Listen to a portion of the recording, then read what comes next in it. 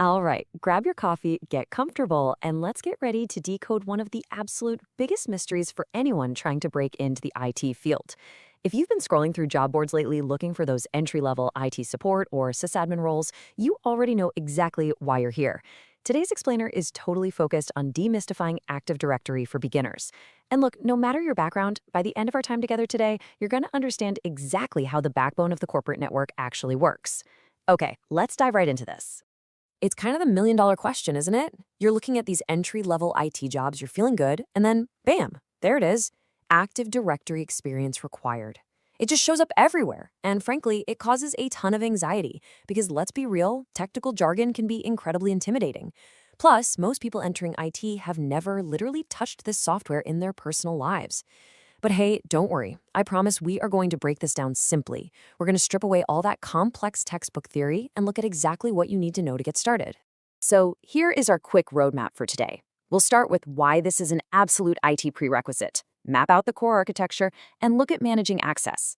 Then we'll uncover group policy, look at modern cloud adaptation, and finally, wrap up with how to leverage this for your career. Let's get to it. Section 1. The IT job prerequisite. Why AD matters for your career. You see, understanding the specific technology is very often the single key that unlocks your first real IT support role. This is especially true if you're an expat trying to build a tech career in the European or German market, where Microsoft infrastructure is literally everywhere. So what is it exactly? Well, Active Directory, or AD for short, is Microsoft's directory service. It's used to store accounts for users, computers, and network resources. Honestly, the easiest way to think about it is like a giant centralized phone book for an entire company's network. But instead of just listing names and phone numbers, this directory keeps everything running smoothly by storing exactly who has access to what, figuring out which computers belong to which department, and holding all the security rules that apply to everyone. And that phone book idea brilliantly illustrates what AD actually does all day long. At its absolute core, Active Directory answers two fundamental questions. First up, who are you? That is, authentication, verifying your identity. Second is, what are you allowed to do? And that's authorization, or checking your access control. Think of AD as the bouncer and the VIP list at an exclusive nightclub. First, the bouncer checks your ID to prove you are who you say you are, right? That's your authentication. Then, the bouncer checks the VIP list to see if you're actually allowed into the VIP lounge. That's authorization. So every single time you log into a work computer and your files are just magically waiting there for you, yep, that's Active Directory doing its job. Moving on to Section 2, the core AD architecture, the building blocks of the network. So Active Directory organizes all these resources in a logical hierarchy, and there are three main terms you're going to hear thrown around a lot. First is the domain. You can think of a domain as a single department or maybe a specific regional office. It's essentially a logical group of objects sharing the exact same database. Next, when you connect multiple domains together, you get what's called a tree. Make sense, right? Finally, we have the forest. Actually, scratch that. Think of it as the outermost organizational container. So if a domain is a single office building, the forest is the entire multinational corporation, holding all the different offices, trees, and domains together under one massive, unified management umbrella. Now, you might be wondering, what actually runs all of this? What's doing the processing? Well, that would be domain controllers, or DCs. These are the actual physical or virtual server machines doing the heavy lifting behind the scenes. Going back to our nightclub analogy for a second, the domain controller is the bouncer. When you sit at your desk every Monday morning, sipping your coffee and typing in your username and password, that request goes straight to a domain controller. It verifies your identity, processes your login, and enforces the company's security policies. And here's a fun fact. If one DC goes down, companies always have backups running, so you can still log in completely seamlessly without even noticing a hiccup.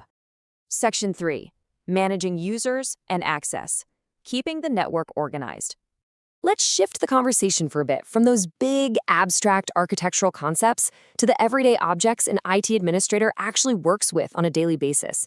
First, you have users. These are the individual employee accounts, Jim the accountant, Sarah, and HR. Second, computers. These are the domain-joined devices themselves, like your work laptop or the desktops in the lab. But the third one, groups. Oh man, groups are the real magic trick of IT administration.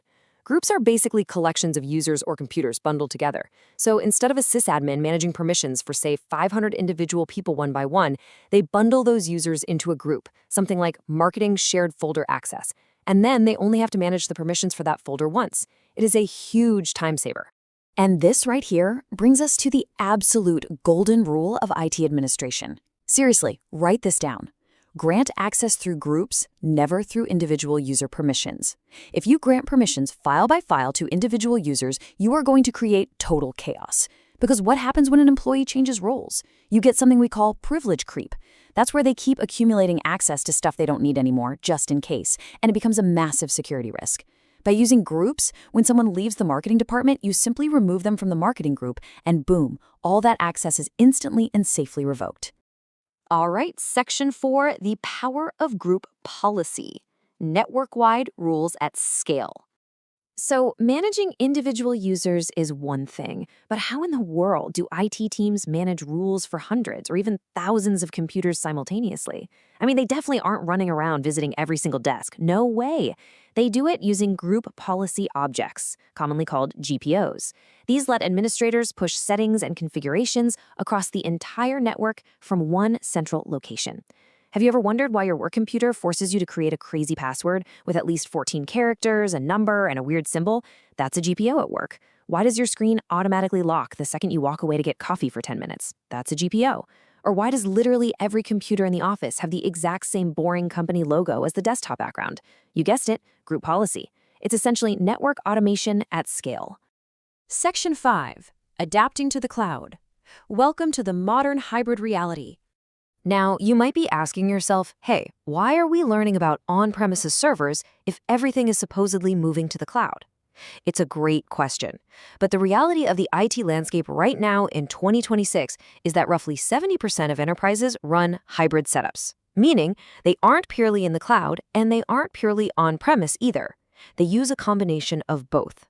So, understanding the foundation of traditional Active Directory is incredibly relevant because it's still actively running in the vast majority of corporate networks today.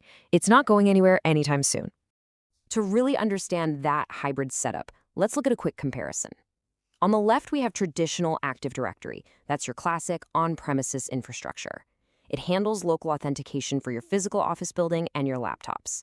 On the right, we have Microsoft Entra ID, which you actually might know by its older name, Azure AD. Entra ID handles your cloud identity for things like your Office 365 apps. Here's the cool part.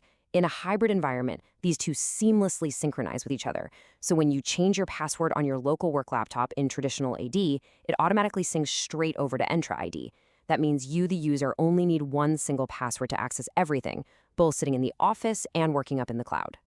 And finally, Section 6, Building Your IT Career. Your next steps for 2026. Let's bring all of these technical concepts back down to reality, specifically your resume and your job hunt. Right now, in 2026, mastering this fundamental identity and access management tool is still the absolute most reliable way to land a sysadmin or IT support role. Whether you are dealing with a traditional on-premise AD or the cloud-based Entra ID we just talked about, the core concepts of authentication, authorization, users, and groups, they remain exactly the same. Grasping the why and how of this gives you a massive advantage over applicants who are just mindlessly repeating the buzzwords. And let's look at how this builds into a bigger picture for you. To make yourself truly stand out to hiring managers, you should pair your new Active Directory knowledge with other highly in-demand frameworks.